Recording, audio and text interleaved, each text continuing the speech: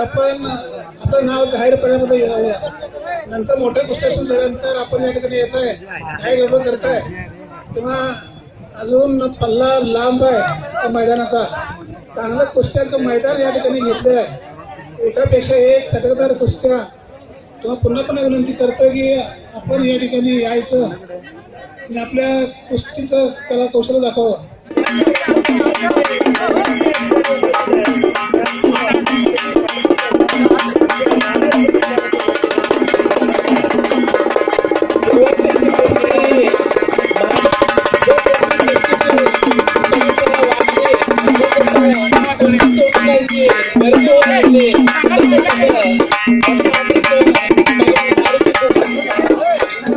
आता आशीकर सरांनी अनेक कुस्तीपटूंना मोठं केलं.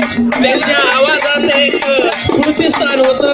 आवाजात एक पैलवानांच्या अंगात ताकद येईल किंवा त्यांना एक स्फूर्ती मिळेल असं त्यांचं समीक्षक होतं.